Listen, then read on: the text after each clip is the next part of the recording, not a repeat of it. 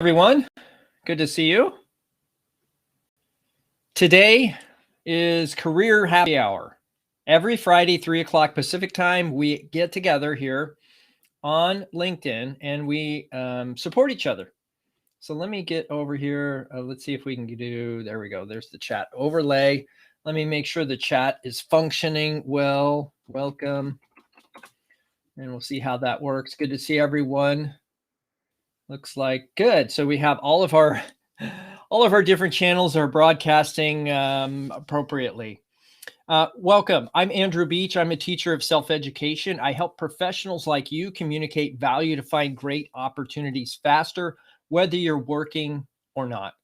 I do that through a pragmatic process of branding, planning, and effective networking. If those are things that you're interested in, that's what this community exists for, is to help each other execute on some of those strategies to find opportunities through the link, typically through the LinkedIn platform. So one of the things we can do here today is to actually share this broadcast out with other people so we can expand our network. We want to expand and grow this network as much as possible. Also, you can put your LinkedIn profile in the chat. That's an indicator when you do so that you are open to and interested in connecting with people from this community. This is a community, by the way. This is Career Happy Hour. We're here to support each other. Networking, job search, getting career advancement opportunities is hard enough on our own. It's much easier and productive if we can all get together, have conversations offline outside of this community, and then make it a good place to collaborate. Let's see. If you need to come on live, you can do so. There is a link in the description for you to join this stream live. And let me make sure just really quickly that we're live on all these channels. Yep, we're live on LinkedIn. So that's good. We're live on Periscope, Facebook, and YouTube. Good. So it looks like we're all good to go that way. And by the way, if you have any questions at all, this broadcast, this community exists to help answer your questions. So if you have any questions regarding career, interviewing, market planning, finding jobs, interviewing, right? There's lots of things that you might have questions about regarding your career. And if you want to put those in the chat, I will do my very best to answer. Or if you want to come into the green room, I call it the green room. It's also where we do our live coaching. But if you have an anonymous question, join the green room through the link in the description. And I'll actually put that in the chat so you can have it. Let's see here. Join me live for free coaching. I will put that in the chat here on LinkedIn so we can have that going on. And so you can be there. And then I'll also put that in the chat on the other channels. So if you want to join me live for free coaching, you can come into what I call the green room. If you want it to be anonymous, don't put your name in there. Put in anonymous and put in your question, and I'll answer your question anonymously, because I recognize that some people are lurking on the stream or maybe watching it after the fact. So either way is fine by me. If you want to leave it here, I'll do my best to answer it, or you can send me a direct message and I'd be happy to support you in any way possible. Good. So what's on my mind this week? Well, on my mind this week, I'm thinking about follow-up. What are some follow-ups that you need to participate in to have get some traction with some of your opportunities? There's a process by which that you can follow up with just about anybody on any topic. So let me give you an example. I reached out to a company. We had a conversation. They're waiting to actually post some positions. So, you know, it's interesting how when you reach out to somebody and you're trying to have a dialogue and then things go quiet, you're like, well, I guess they're not interested. Well, no, it could be they're just not interested at that time. So if that's the case, then you need to come up with some reasonable way to follow up with them that's logical for that context. And so I might follow up with them just to say, hey, here's something going on in the industry, or based on our conversations, if I've had some good conversations, networking capacity with that particular person, then I would lean into that, right? So maybe we had a conversation about, how do companies implement a coaching culture, and maybe there was an article or something I found on, building coaching cultures, and I could send that off to them, or perhaps I had a personal experience in building a coaching culture or coaching people in that capacity. I could share that experience. Um, and so I'm going to come up with different ways to follow up with people to stay engaged. One of the things I certainly advocate for a lot of the folks that I coach is those people where you aren't sure, based on the interactions you've had, how to follow up. That sometimes just a job search update, if you're in job search mode or career advancement mode, or whatever you want to call your little professional project, then you can have an update to that project. And that means, hey, if I'm having a job search update, I'm doing things like, here's what I've done the last 2 weeks. Here's the companies I've interviewed with. Here's the companies I'm investigating, doing research on, due diligence. Here are the people, potentially, if you're comfortable sharing that information, here are the people I've had network meetings with, and here's the kind of focus I've had, and here's what I've learned. You can go through a series of things that describe what you've been up to. That does a couple things for you, by the way. Number one, holds you accountable, right? To demonstrate, oh, wow, I really haven't done that much, or, oh my gosh, look at how much I've done. Either way, there's a review there that happens, and it can be beneficial for you. The second thing it does for you is it gives you an impression, right? An impression being, if we're looking to build consistent relationships with people, where we're over time just kind of gently connecting with them over and over again in a way that's natural and authentic, right? Not forced or contrived, then I have an impression, right? I'm making, each time I'm connecting with somebody, I'm just making an impression. I can imagine that going into a situation where, you're following up with somebody and it's all about, hey, when are you going to hire somebody? Have you hired somebody yet? Did you hire somebody? Did you hire anybody? Did you put anybody in that position? It gets rather irritating for that person, and seems kind of, I don't know, it serves to bolster your insecurity. And I just don't, certainly like that approach. So, okay. Awesome. So if you do have any questions, please put those in the chat. Looks like on LinkedIn, we've got 6 folks. The system doesn't tell me how many are streaming at any one time, so I don't know how many people are here, but if you need to or want to, put your LinkedIn profile in the chat so that people can connect with you. Share this broadcast out. If you want to come on for live coaching, that link is in the description. I also put it in the chat on many of the platforms that I'm broadcasting on. And then certainly, if you want to, you can come on live or just put questions in the back end. Either way is fine by me. Awesome. So in lieu of that, give it a little thought. If you have any contributions or questions about follow-up, I'm happy to have that. There's follow-up even after interviews. What would that look like? And sometimes, the follow-up can only happen if you know what happened at the interview. Sometimes we are so quick to follow up or so quick to go to the next thing that we don't process what's happened at the interview in order to follow up properly after the interview. Now, we missed something, or we didn't really capture the information. Certainly taking notes in an interview is something we advocate, but it's the kind of thing that when you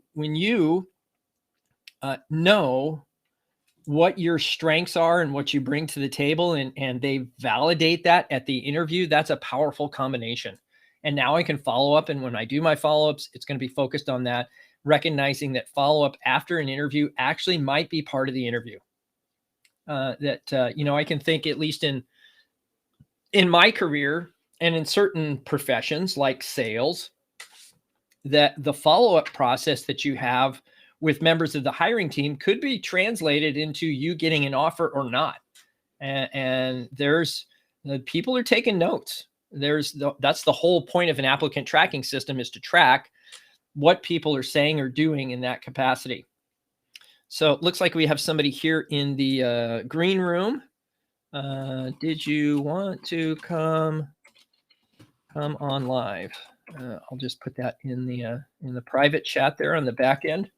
And if you have any questions, you can put those in the private chat. If you want to remain anonymous, please let me know. If you want to come on live, you can certainly do that. So let's hit the news.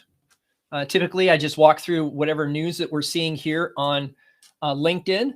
We'll just go through and look at some of the.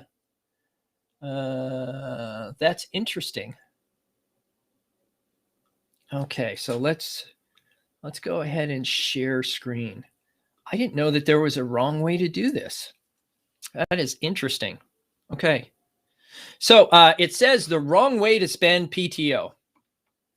It's funny when I hear that phrase PTO. Some people call it personal time off, but I think most people call it paid time off. And so paid time off is something, at least I've been, self-employed, or in some ways, a self-employed consultant or things of that nature. I haven't had paid time off, I think, in a couple of decades, but in any event, the wrong way to spend PTO. Some employees save up their precious paid time off days to take a week-long vacation. Others take time off here and there for various life events, like recruiter Brian Lawrence. In a viral post on LinkedIn, here's some ideas. If you can create a post on LinkedIn that gets traction like this, they will put it on the LinkedIn news feed.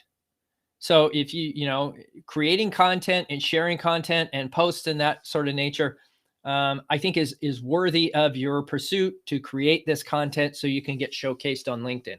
In any event, you can see here, Brian is the first person under the editor picks. And so that's where that is. So we'll get there in a second. Says he requested PTO to go to his son's first day of school. It was denied. His manager responded, you don't need to use PTO for family. Just go enjoy your time. Huh. That's interesting. So you're saying I don't have to take PTO, or I have to? That's kind of weird. Initially caught off guard, Lawrence says he saw great leadership play out in real life. Isn't that refreshing? Isn't it refreshing that you would work for a company that actually says, hey, we trust you. We honor you. We know you have a family. Just go. You don't have to arrange for that time off. But I think there is something nice there, is that he asked and they had the conversation. So having that open channels of communication may be something you're looking for in your next employer. And if that's the case, good on Ramsey Solution. I believe that's Dave Ramsey's company, to get that kind of traction, that kind of exposure on LinkedIn is invaluable. They could then certainly become an employer of choice for a lot of people based on the way they treated this one employee, whom I'm not sure. I don't know if he did that on purpose or just to share something nice or to promote the organization, but it looks like it's here to promote the organization. So win-win. So that's interesting. See his post below and share your thoughts in the comments. Today, my PTO request to go to my son's first day of school is denied. My leader called me over and said, I denied your request because you don't need to use PTO for family. Just go enjoy your time, and we'll see you when you get in. It caught me off guard. It shouldn't surprise me. One of our Ramsey Solutions core values is family, and we really mean it. It was just so cool to see great leadership and core values playing out in real life. I wish more people led this way. And you should expect that of the organizations you work for. Let me put it this way. We all ought to know what kind of organization we'd love to work for. And what does that look like? And what sort of qualities do we want in the people we collaborate with? This is refreshing to me to hear this, and to see it played out on LinkedIn is also kind of refreshing. Good. Billionaire hopeful hits the books. What? Hits the books. A proud mother's viral LinkedIn. Here we go. Another viral LinkedIn post. Can you believe this?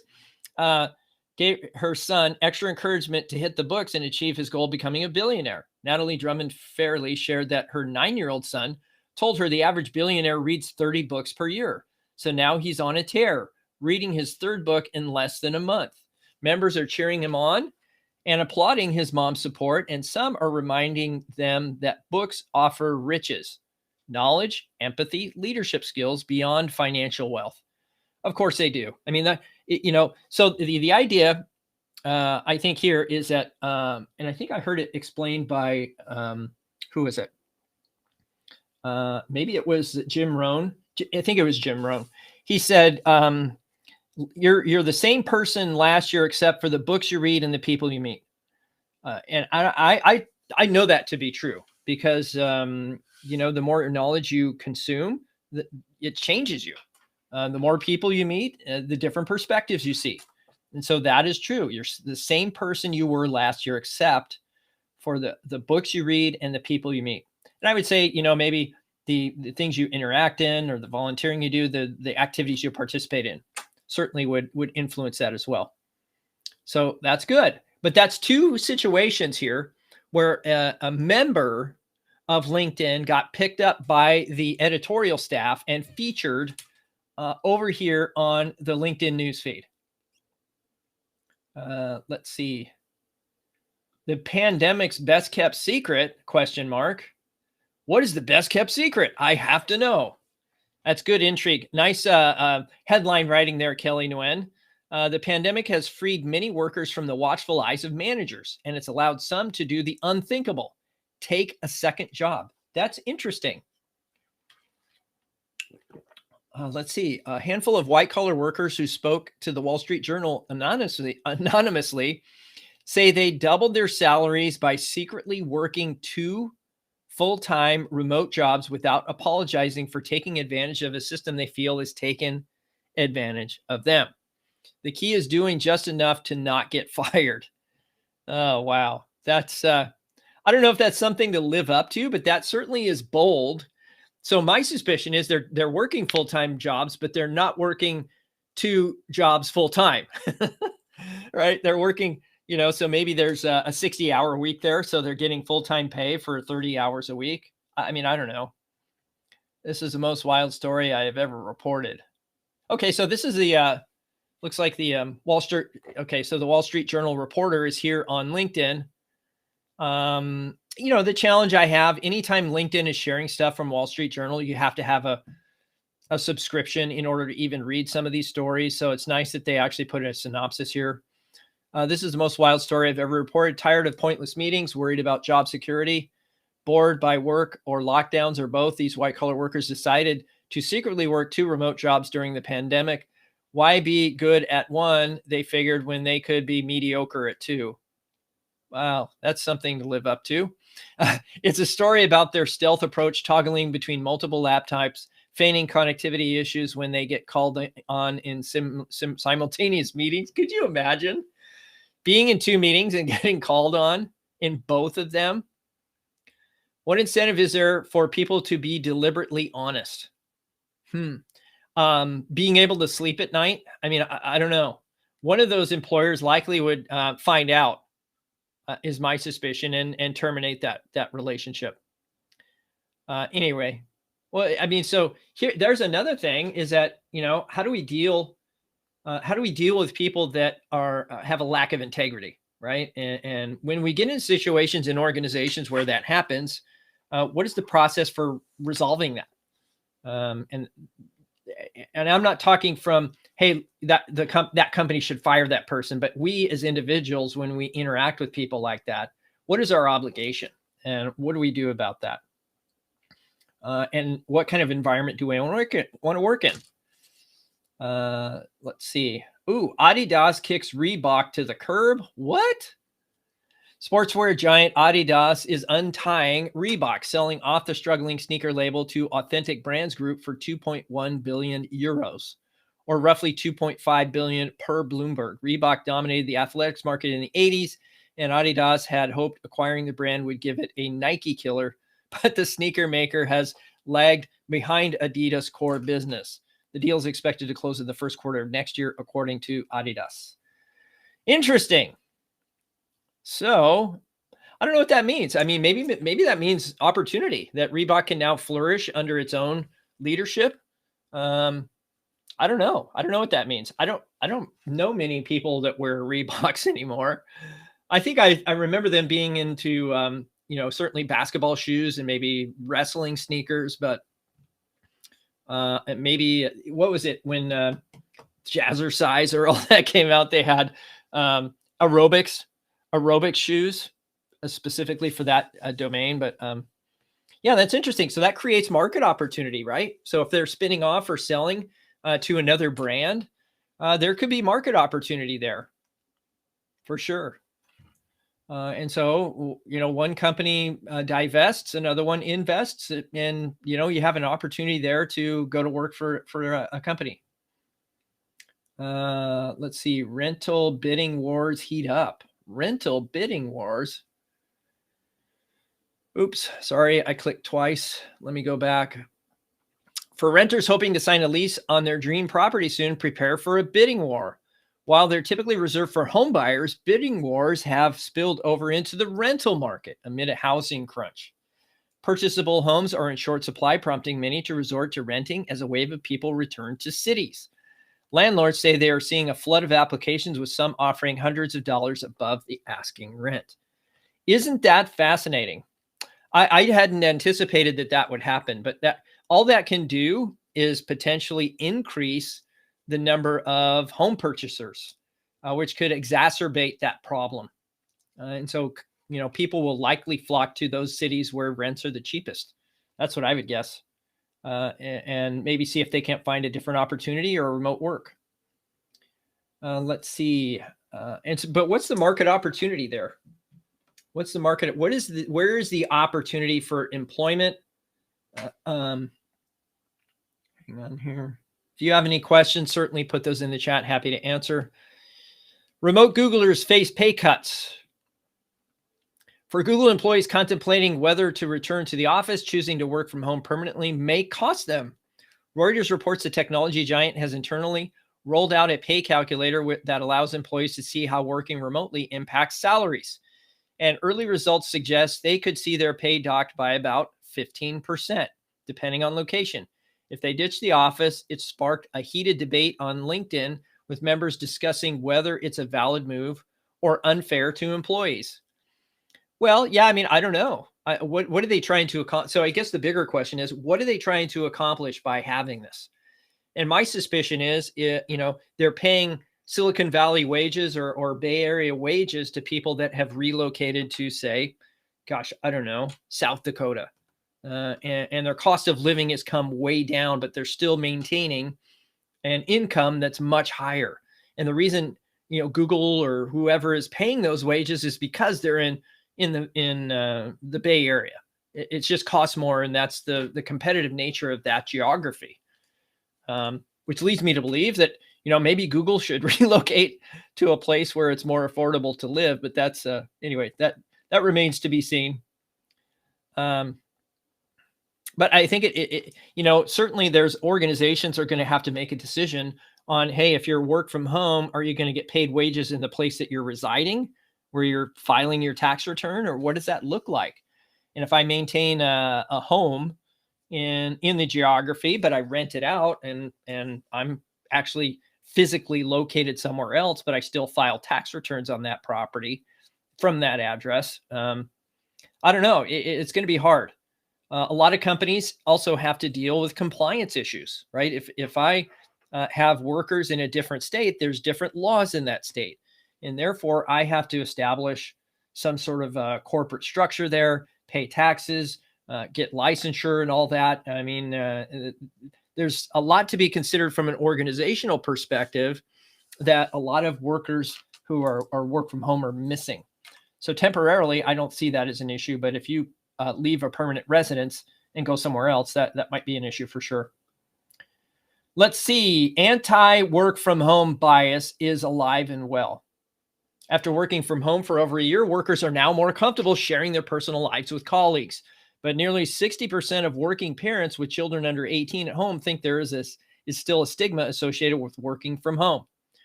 According to a July survey, nearly 3,000 U.S. full-time workers conducted by LinkedIn and Censuswide The survey also found that Black or African American and Hispanic or Latino workers were more likely than their white counterparts to feel more pressure to return to the office to avoid this stigma. Nearly 60% of working parents with children under 18 think there is still a stigma associated with working from home. What is the stigma?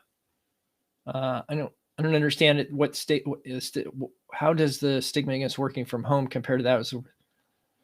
Yeah, I mean, here's the challenge. I mean, some of the school districts, at least some of the ones that I've seen, not all, some, are, having a distance learning option, and some, families have decided to go that direction. I think that's just a matter of having a work-life balance, and the definition of work-life balance has changed. And each individual needs to have a definition of what that is and attach yourself to an organization that aligns with that value. Or if you're a leader, you should really keep an open mind. As long as people are achieving the KPIs you want them to achieve, what do you care? You're trying to have an empathetic approach, and you want to retain people and not have to replace them. But on the same token, some people are so attached to work from home that they're 100% opposed to being in an office. I mean, that's a zero-sum game. I don't know that you're going to get one way or another. Operating from extremes is not compromise. But certainly there is a market opportunity here, and that is, hey, if there is a stigma and it doesn't work out for me, I might be looking for work somewhere else. That's a market opportunity for me to go work for a company that appreciates people having people in the office, if that's what I'm interested in. Let's see, what else do we have here? There's a severe dog shortage. This actually happened right when the pandemic first came on the scene. And that is, hey, people needed a project. So they built a new deck, or a she shed, or a home office space, or a home schooling space. And so those those projects were done, and people also decided, hey, since I'm home, I feel a little bit better about having a dog and being home and taking care of that pet, rather than, putting that pet in a kennel or a daycare and heading off to the office and not being around to support it. But let's see what this says. A growing demand for dogs amid a crackdown on imports and more regulations on breeders is causing a severe shortage of the animals in the U.S. Successful spay and neuter programs have also meant the number of shelter animals plummeted over the last several decades, compounding the shortage. The shortage of dogs is only expected to worsen, as will a shortage of veterinarians to care for existing animals, according to the report. That's interesting. So they didn't mention anything really about the pandemic and the increased demand. I would suspect that during this time, during the pandemic, when people were home with their families, getting an animal was something that they did. I know a lot of people that did that. And so the demand went way up. I don't know that the supply went down. This is saying the supply went down. And spay and neuter programs certainly are probably working, but imports I could see as being a problem. But anyway, where's the market opportunity here? Maybe we go and start a breeding operation. I don't know. But the idea here is we're always in this process of looking at market opportunity. Where are the jobs? What does this mean? What does that transition of this trend mean for me and my profession? And sometimes it means something. Sometimes it means, well, nothing. But, it's worthy of taking a moment to pause and consider, for sure, that something of that nature. Good. I mean, so that's all I have here today in terms of the news. So if you have questions, this is what drives the session. This live session every Friday at 3:00 Pacific time. We're here to support your success. And certainly that can really only happen if you put questions in the chat box for me to answer, or you come on live and we have a little dialogue, and I hands-on provide you free. Yes, I said free career coaching live, right? You can come on right now, clicking the link in the description, and I would be happy to have a conversation with you, a network meeting, answer any questions you have, provide you some pro bono support that way.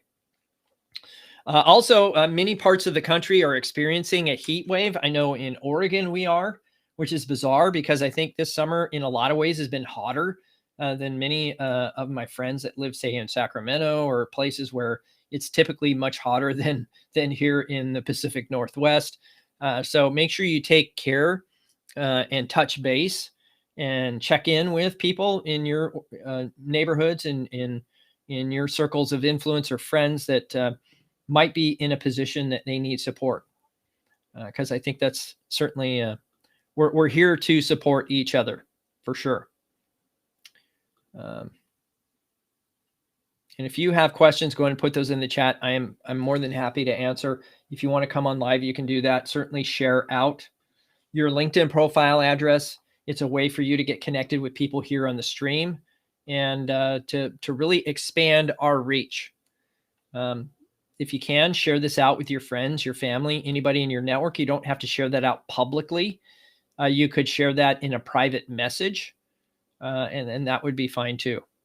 But if there's no questions and people are here and they don't want to come on live, and that's fine, then I will sign off and wish you a great weekend, and we'll see you next career happy hour.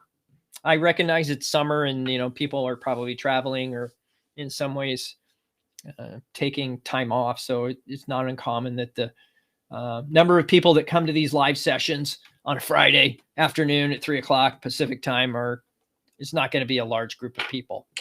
But certainly you can reach out to me, private message me, or connect with me on LinkedIn.